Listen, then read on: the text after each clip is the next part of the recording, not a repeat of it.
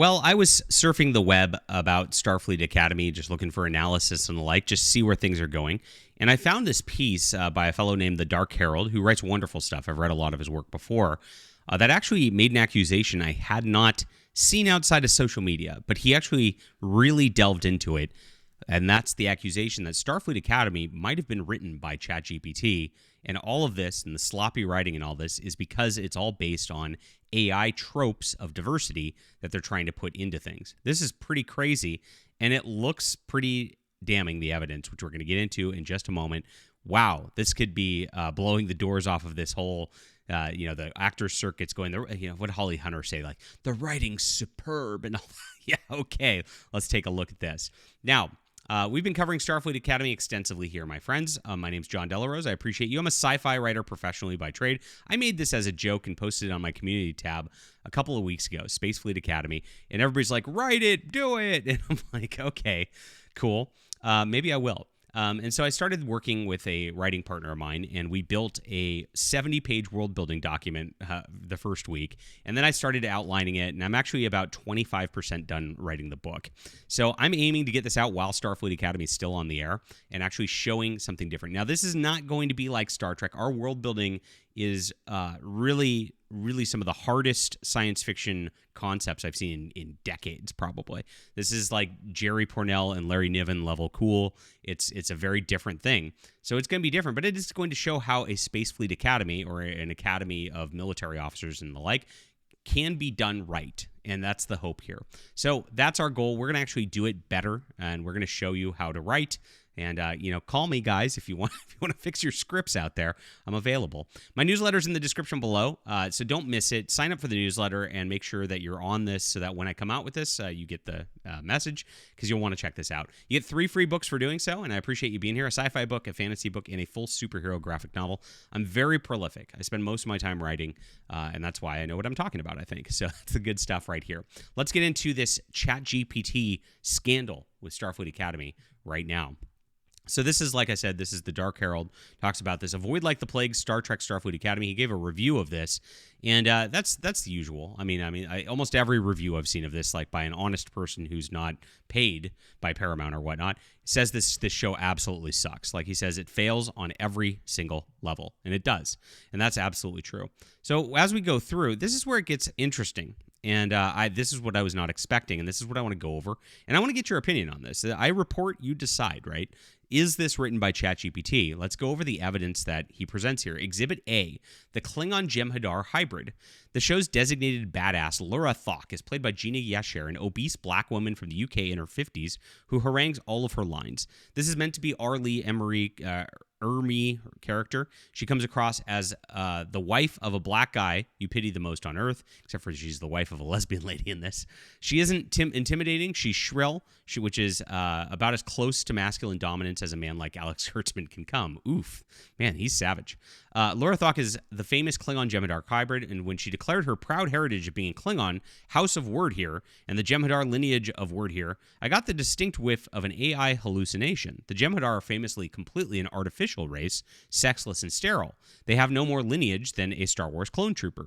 I asked my AI's opinion, and it says, your instinct is dead on. This hits the classic AI hallucination patterns. 1, it uses correct-sounding Trek nouns.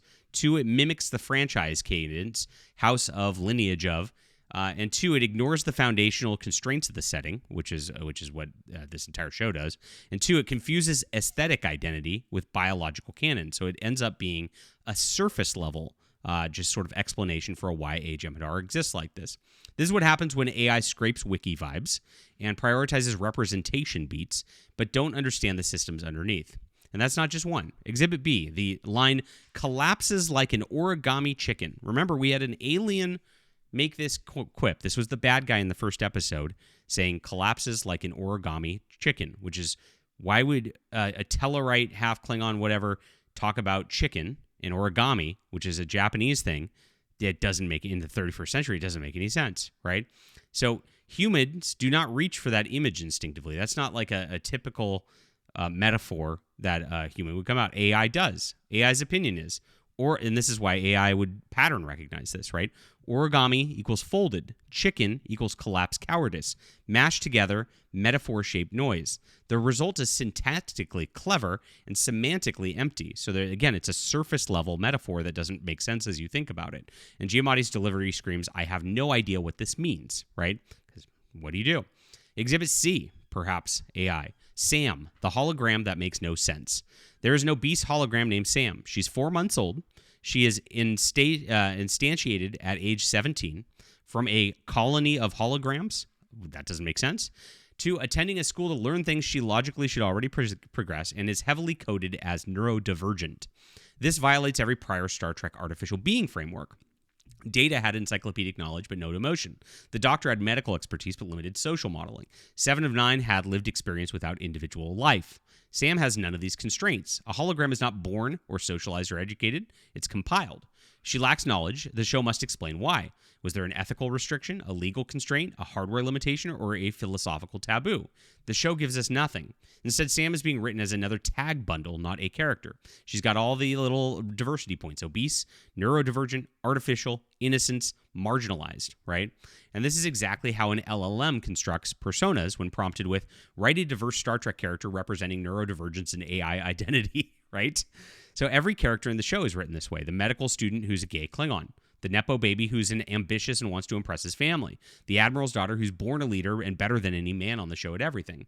The Caleb, an angry rebel who just wants his mommy back and incidentally only survives at the Academy because of the constant direct intervention of Holly Hunter. It makes no sense. None of these plot points make sense, but on a surface level, they have a lot of tropes to them. This is common AI writing, right? Next to the comedy, the cadet blurts, I just swallowed my Combadge. This is physically impossible. Can't be done without trauma. Certainly can't be done by accident. The Doctor replies, already, implying this happens every year. This also is the first class at the Academy in 100 years, so it couldn't have happened before. None of that line makes sense, and that's why it's insulting to the audience. It's not Star Trek humor, it's Monty Python absurdism dropped into the setting, insisting that it's serious. Again, this is AI joke logic. Unexpected does not equal funny, and it didn't notice that it couldn't have happened before or really at all. And so another error in there that looks like an AI-coded writing, right? Holly Hunter, trauma and false stakes. The emotional spine of the series is Holly Hunter's captain, Akbar. It's a trap.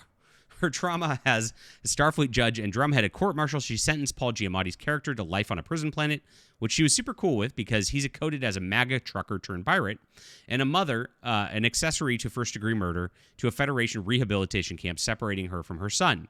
It treats that as morally devastating. It isn't. The woman was an accomplice to first-degree murder. The audience cannot buy the hysterics because the moral math doesn't justify them.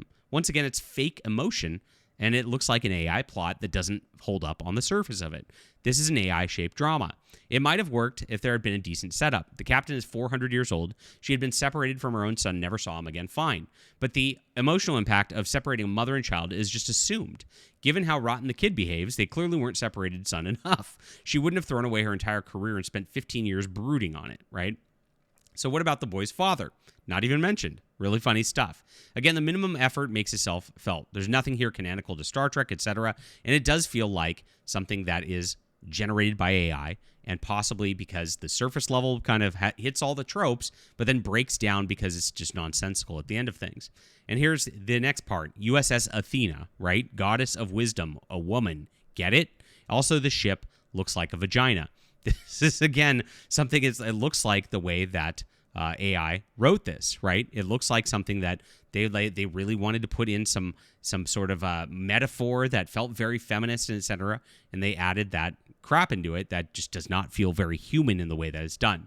So this might be a AI generated show, and that is the interesting elephant in the room at this point. Because wow, if Star Trek's doing that, you know that Hollywood's very anti-AI and the like. And yet these people might have lazily just thrown in all this stuff in there just to get these scripts out there as fast as possible to make all this happen. I haven't seen, like I said, analysis like this before. That's a lot of coincidences of, just surface level trope things that like are mashed together. And then, of course, then break down, as you start to think about it, which is, again, a pattern machine way of thinking of building a script. It's not a person's way of thinking of building a script, right? Pretty interesting. What do you think? Does this seem like AI to you? Leave a comment down below. Hit the like and subscribe button, my friends. I appreciate you being here. And we will be doing Space Fleet Academy soon, showing them how to write good books and actually get it done. Sign up for my newsletter in the description below. And don't miss that, guys. You get 3 free books, and I appreciate you being here.